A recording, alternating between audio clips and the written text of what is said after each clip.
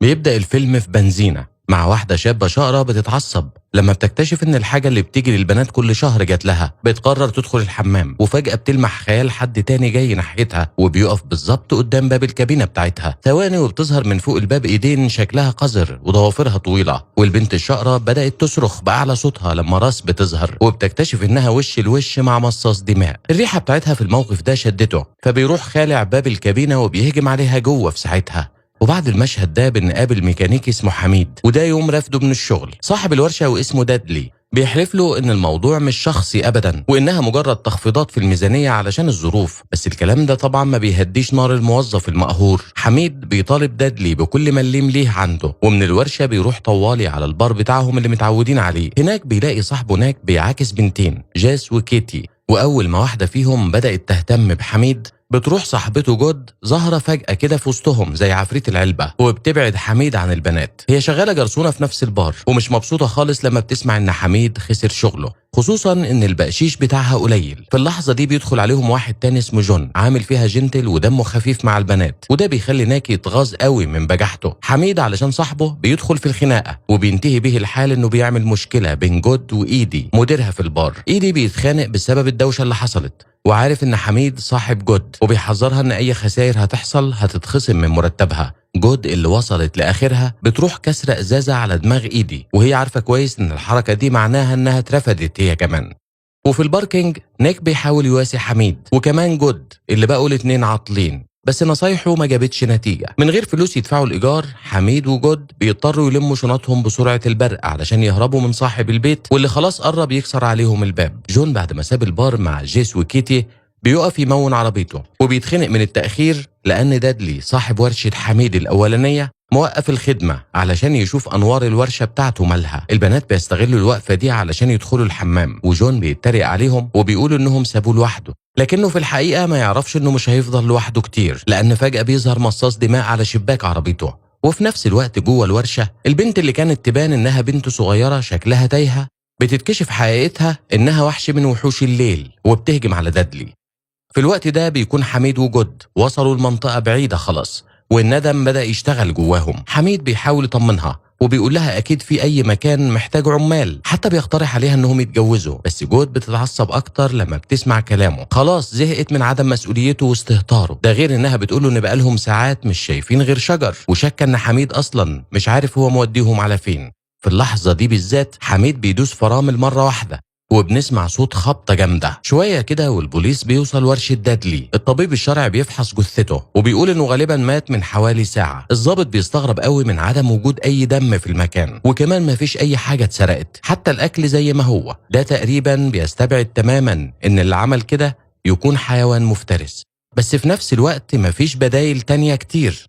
وبعيد عن كل الدوشة دي ميل وجايل بيقرروا الليلة دي يخيموا في الغابة القريبة. جايل بتستنى جوه الخيمة وميل بيخرج علشان يقضي حاجته جنب النار بتاعة المخيم، وفجأة بيلاقي نفسه وجها لوجه مع مصاص دماء. جايل شوية وبدأت تستغرب تأخيره وبتنادي على اسمه بتسأله ايه اللي بيحصل. ثواني وبيروح ميل واقع لورا جوه الخيمة ونافورة دم خارجة من رقبته. جايل بتنهار وبتعيط بحرقة لحد ما بتلمح هي كمان حاجة مرعبة جاية ناحيتها وبدأت تصرخ. وبنرجع لحميد بيفوق في العربية وبيتفزع لما بيفتكر الحادثة. بيطمن على جود وهي كمان بتفوق وبتسأله ايه اللي حصل، بس حميد مش عارف يشرح. كل اللي بيقولوا ان في حاجة خبطتهم. الاتنين بينزلوا يشوفوا ايه اللي حصل والموضوع بيبقى جد لما بيلاقوا دم على اكسدام العربية ومعاه حتة قماشة في يافطة واقعة على الارض مكتوب عليها مزرعة ماديسون للكرفانات. جود بتشاور ان فعلا في كام كرفان مركونين قدام شويه، بيفكروا انهم ممكن يكونوا خبطوا حد من هناك، فبيقرروا يقربوا علشان يحاولوا يعرفوا ايه الحكايه. بس المكان شكله غريب جدا ومفيش اي حاجه غير شويه عربيات مركونه بشكل دايره في المزرعه. حميد بيخبط على باب واحد فيهم بس محدش بيرد، مع ان شكل في حد بيراقبهم من شباك بيت تاني. الاتنين خلاص كانوا هيمشوا لما فجأة بينط راجل من ورا واحد من الكرفانات ومعاه بندقية وبيزعق لهم علشان يمشوا من المكان ده فورا. جود بتشرح له الموقف وحميد بيحكي له الحكاية من اولها وبيقول انه بيدور على شغل. وبعد كام سؤال كده الراجل بيهدى شوية وبيقول ان اسمه كروفورد، بيقول ان موقف الكرفانات ده محتاج حد للصيانة وانه مستعد يديهم فرصة وبيقول لهم يفكروا في الموضوع. بعد كده رجعوا عربتهم، وحميد بيقول ان كروفورد ده راجل غريب جدا، وجود بتوافقوا الرأي، بس في نفس الوقت مش شايفين ازاي ممكن يرفضوا شغل في الظروف دي، فبيوافقوا على العرض بتاعه وبيشرحوا انهم عاوزين يقبضوا كاش. لما كروفورد بيتكلم عن السكن والاكل، حميد بيقول انهم ممكن يناموا في اي حتة ثانيه لو اضطروا، بس كروفورد بيقاطعه فجأة وبيقول انه ممكن يدفع لهم من غير اي مشكلة، بس السكن هنا ضروري جدا ومفيش نقاش. الحقيقة هو شاكك انهم اصلا هيحتاجوا فلوس، لأن كل اللي هيحتاجوه هيكون موجود هنا. من غير ما ياخدوا بالهم من آخر جملة دي، الاتنين بيوافقوا على الشغل وبياخدهم كروفورد للأوضة اللي هيقعدوا فيها. كروفورد بيشرح لهم إن موقف الكرفانات ده اسمه بوجي فيل، وده ملك عديل وماديسون، مفيش أي حاجة محتاجة تتصلح هناك، وكل الشغل المطلوب في المزرعة نفسها. حميد وجود هيكون عندهم حرية من الفجر لحد المغرب، بس ممنوع بتاتا يخرجوا من البيت طول ما الدنيا ضلمة بره، وكمان ممنوع يستقبلوا أي زوار بالليل، بالإضافة لأن البدروم والصندرة لازم يفضلوا مقفولين على طول. بعد ما وافقوا على كل حاجة، حميد بيكلم جود عن القوانين المجنونة دي، وهو قلقان أكتر وأكتر من المكان. هي مش فارق معاها قوي، وبتقول لحميد يطلع من الحمام علشان يسيبها تستمتع بالهدوء النادر ده. هو مفيش قدامه اختيارات كتير، فبيطلع يعمل جولة في المكان مع كروفورد، وقلقه بيزيد مع كل كلمة غريبة وتلميح شرير بيسمعه من الفلاح ده. كروفورد بيقرر إن بوجي فيل ده بره مسؤوليات الاتنين الجداد دول، وبيأكد إن كل السكان نايمين ومرتاحين دلوقتي جوه كرفاناتهم. وبعدين الاتنين بيلاقوا قدامهم هيكل عظمي شبه متفحم، وكروفورد بيشرح لهم إن ده كان واحد اسمه تيري. حميد خلاص قلبه كان هيقف من الخضة، وبيفقد صبره وبيزعق وعاوز يعرف إيه اللي بيحصل بجد في المكان ده. كروفورد بيقول له هوريك أسهل ما أشرح لك، وبيروح فاتح باب واحد من الكرفانات وبيقدمهم لواحد من السكان اسمه جورج عايش مع أمه. حميد يا دوب بيبص جوه وبيروح طالع يجري لما بيشوف مخلوق مرعب بينقض عليه. بيقول انه مش عاوز يعرف ده كان ايه، وانه ماشي من هنا حالا، بس الفلاح بيقول له ان ده مش ممكن، ومن غير اي مقدمات تانية بيعترف ان بوجي فيل دي جنة مصاص الدماء. عديل وماديسون اللي عايش في البدروم واحد منهم. الاتفاق اللي بينهم ان كروفورد هيحرسهم بالنهار، وماديسون وعده انه ما ياكلوش. حميد بياخد شوية وقت علشان يستوعب الجنون ده كله، وكروفورد بيحذره انه لو حاول يهرب مصاص الدماء هيشم ريحته بسرعة، ومش هيسيبوا اي حد يعرف سرهم يفلت. بعد ما اكتشف كل ده، حميد قدامه مهمة صعبة جدا، انه يشرح الموقف لجود اللي اصلا بدأت تستغرب الدوشة اللي جاية من الصندرة. بعدين بنعرف ان اللي عايشة فوق دي هي ليلي، البنت اللي هجمت على دادلي، وانها بنت كروفورد. هو بيقول لها على الحراس الجداد، وبيطلب منها تقضي كام يوم في البدروم مع عمها ماديسون لغاية ما ياخدوا على المكان. البنت مستغربة ايه لازمة انهم يستضيفوا ناس جديدة، وهنا كروفورد بيكشف عن دوافعه. هو على عكس بنته، هو بيكبر في السن عادي، وبعد فترة مش هيقدر يفضل يحرس بوجي فيل، فده وقت انه يدرب حد يثق فيه يقدر في يوم من الايام ياخد مكانه. لما بيلاقي حميد وجود في الطرقة بيكذب عليهم، وبيقول انه كان بيخوف حيوانات راكون، وبيأكد تاني ان الباب ده هيفضل مقفول على طول. واضح ان ليلي هي السر الوحيد اللي لسه مش مستعد يقوله للاتنين دول.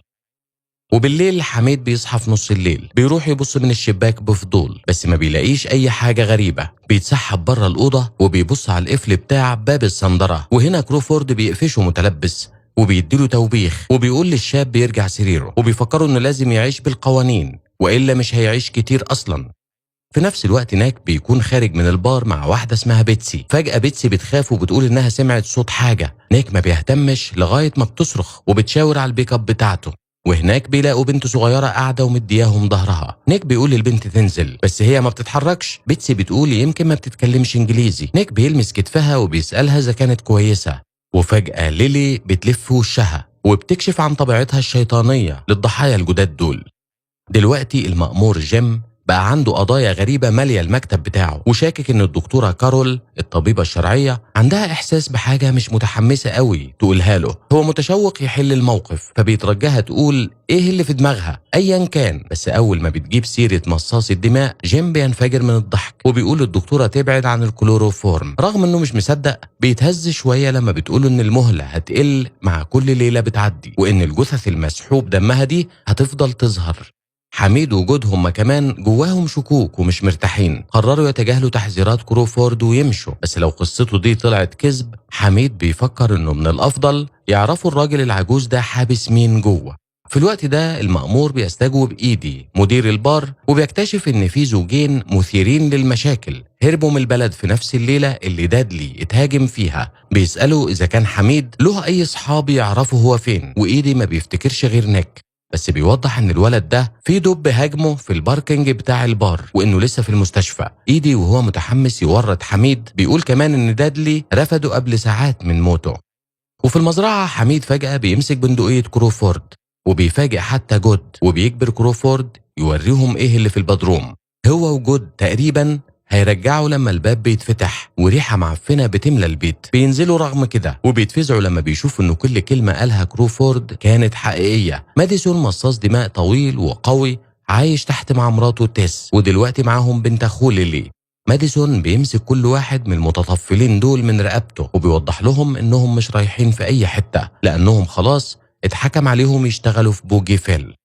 في المستشفى نيك بيقول ان اتهجم عليه من بنت ميتة. كارول بدأت تتخانق مع جيم اللي لسه مصمم يتجاهل نظريتها طالما ما فيش أدلة ملموسة أكتر. وبنرجع فلاش باك بنعرف أكتر عن حياة كروفورد اللي فقد مراته آنا من سنين كتير جدا واضطر ياخد باله من بنته العامية لوحده. ماديسون وتيس استضافوه في المزرعة لغاية ما في يوم ظهر مصاص دماء في الحظيرة. ماديسون اتعض وهو بيدافع عن مراته، ومصاص الدماء انتهى به الحال انه اتحرق في نور الشمس. كروفورد وهو مش فاهم قوي ايه اللي حصل ساب تيس وليلي مع عديله كام لحظة، ولما رجع كان فات الأوان خلاص. ده كان من 20 سنة، ومن ساعتها وهو بيحاول يحميهم وفي نفس الوقت يسيطر على الخراب اللي بيعملوه في المنطقة. بوجي فيل كانت في الحقيقة مجرد موقف كرفانات عادي، بس الثلاثة مصاص الدماء دول عضوا كل اللي فيه وحولوا المزرعة لنسخة من ترانسلفانيا. حميد وجود بيتأثروا بالقصة بس ما بيتخلوش عن محاولتهم للهروب، خصوصا دلوقتي بعد ما عرفوا كل حاجة. كروفورد بيقاطع وشوشتهم علشان يقول لهم ان ماديسون بينادي على الكل بره. الاتنين بيمشوا وراه وهم مرعوبين من منظر جماعة مصاص الدماء وهم بيخرجوا من جحورهم في نفس اللحظة. ماديسون بيقدم الاتنين الأحياء دول وبيؤمر محدش ياكلهم أبدا، بس الأوامر بتاعته بيعترض عليها مصاص دماء اسمه بيلي، وده بيسبب انه بيطرد. وبعد الاجتماع كروفورد بيشرح ان ماديسون وبيلي اعداء من ايام ما كانوا عايشين، ودلوقتي مختلفين على احسن طريقه يحافظوا بيها على السر. عشيره ماديسون بتاكل بس من الاماكن القريبه، اما بيلي واتباعه بيفضلوا يصطادوا في اماكن ابعد. وتاني يوم جيم بيجمع كل الادله وبيبلغ البوليس ان البلد بتتعرض لهجوم من مصاص الدماء. وبعد ما الكل بيبطل ضحك بيأكد لهم انه بيتكلم بجد، بس بيطلب منهم ما يقولوش للمدنيين اي حاجة لسه. وفي نفس الوقت نيك بيتفاجئ بزيارة غير متوقعة من جون وجيس وكيتي. التلاتة دلوقتي بقوا مصاصي دماء هم كمان، وجون بيجر نيك من السرير وبيقول له ينط من المبنى. حميد بيلاقي مصاص الدماء مستخبية تحت عربية بتترجاه ينهي عذابها. بيتردد شوية وبعدين بيمسك ايدها وبيسحب جسمها للنور وبيسيبها تتحول لرماد. ده بيولع جواه رغبته في الهروب مرة تانية، بس جود دلوقتي خايفة قوي تزعل الوحوش. بيقرر يروح لوحده وبيوعدها انه هيرجع لها، وبيتسحب بالراحة وكروفورد بيكون نايم. قرب آخر النهار كروفورد بيلاقي خاتم في بقايا مصاصة الدماء اللي كانت تحت العربية، وبيهز راسه وبيقول إن ده مش كويس أبدا. ماديسون بسرعة بياخد باله إن حميد اختفى وبيغضب جدا وبيأمرهم يجيبوا له جود. في الوقت ده حميد بيحاول يكلم نيك وبيروح يدور عليه في البار، وهناك ايدي بيقول له على كل الهجمات اللي حصلت. حميد بيتقبض عليه اول ما بيخرج من هناك، بس البوليس بيجري لما ماديسون فجأة بينط على كبوت عربية البوكس. بيقول لحميد انه جود معاه وانه هيحولها لمصاص الدماء لو ما رجعش الليلة دي. حميد بيقسم انه هينفذ كلامه، بس ما بيقدرش يدور العربية بعد ما مصاص الدماء بيمشي، فبيروح سارق فان من راجل نايم سكران على الكرسي. قبل ما يرجع بوجي فيل بيحاول يلاقي نيك في المستشفى وبيتفزع لما بيكتشف انه وقع من شباك. بعد كده الفجر قرب يطلع وماديسون بيهاجم حارس مرور علشان يأكل ليلي وبيحذرها انها محتاجة تاكل بسرعة قبل ما الشمس تطلع. في نفس الوقت حميد بيرجع المزرعة وكروفورد بيستقبله بضرب نار. كروفورد مصر انه يفرقع كل كاوتشات العربية علشان يضمن ان الشاب ده مش هيهرب تاني، وبعدها بس بياخده جوه. حميد قلقان وعاوز يشوف جود بسبب تهديد ماديسون، بس كروفورد مش عاوز يسمع. بيقول له انه هيسيبه ينزل البدروم بس لما يشرح له كان فين وعمل ايه بالظبط. حميد بيقسم انه ما قالش للعصابة اي حاجة، بس بيحذروا ان السر خلاص قرب يتكشف، لان بعض مصاصي الدماء عمالين يهاجموا ناس كتير من غير تمييز. كروفورد بيبان عليه القلق لما حميد بيجيب سيرة البوليس، وكمان بيسأله عن مصاصة الدماء اللي كانت تحت العربية. حميد بيعترف باللي عمله وبيشرح ان هي اللي طلبت منه يعمل كده، بس كروفورد بيقول له اوعى تعمل كده تاني ابدا، وبيكشف له ان مصاصة الدماء دي كانت مرات بيلي. بعد ما وضح النقطة دي اخيرا بياخد حميد للبدروم، وهناك جود قاعدة متكورة على نفسها وبتترعش من الخوف. الاتنين بيحضنوا بعض، وماديسون بيقرر ان دي اخر فرصة ليهم، فالاحسن لهم ما يضيعوهاش. بعدين الكل بيروح ناحية الكرفانات، وكروفورد بيدي الخاتم لبيلي وبيقول له بحزن ان مراته راحت خلاص ومش راجعة. بيلي بدأ يزعق وبيتهم كروفورد، وفجأة بيعمل جرح في رقبة الفلاح واللي بيقع ميت في ساعتها. جون بيظهر كمان، وبنشوف انه واحد من تلاميذ بيلي بيقول انه قضى على نيك، وبيعرض انه يخلص على حميد هو كمان علشان يرضي السيد بتاعه، لكنه على طول بياخد طلقة في وشه. جود بتقول إنه فرصتهم في الهروب دلوقتي بقت صفر، لأنها قضت وقت طويل قوي في البدروم لدرجة إن ماديسون هيقدر يشم ريحتها في أي مكان على الكوكب. علشان كده بتطلب من حميد يهرب تاني بالنهار ويكلم المأمورة علشان يحررها. وبعد ما دفنوا كروفورد الاتنين بيودعوا بعض، وجود بتقول إنها هتبقى في أمان لأن مصاصي الدماء ما بيقدروش يهاجموا الحارس الوحيد. لما بتشوف إن عربتهم راحت والفان المسروقة كاوتشها نايم، بتسأل حميد ناوي يوصل للاسم إزاي. بيقول لها إنه لقى عربية في الحظيرة مفاتيحها لسه في كرفان صاحبها، بس حميد دلوقتي اتعود على الوضع وبيدخل على طول، وهو بيحذر إن أي حد هيهجم عليه هيعرضه للشمس في وشه. أول ما بيمشي ماديسون بينفذ كلامه وبيروح ورا جود، عارف إن مفيش أي بشري تاني يحرس المزرعة. هي بتدافع عن نفسها بإنها بتفتح شباك والشمس بتضرب وشه مباشرة، بس بيلحق يهرب في آخر لحظة. وحميد بينجح في إنه ينبه المأمور، وهو بيعمل اجتماع على طول في الكنيسة وبيجهز المجتمع للمعركة ضد مصاصي الدماء. في متطوعين كتير قوي لدرجة انهم بالاضافة لعربيات البوكس بيستخدموا اتوبيس مدرسة كمان علشان ينقلوا الناس لبوجيفيل. حميد بيوضح لهم انهم لازم يقضوا على كل مصاصي الدماء، لان واحد بس لو هرب ممكن يستخبى ويبدأ العدوى من جديد. دلوقتي مفيش غير ساعة واحدة بس من نور النهار فاضلة لما القوات بتوصل، بس لسه في شمس كفاية علشان تقلي كام واحد من سكان البيوت المتنقلة دول اللي بيتسحبوا من جحورهم بالعافية.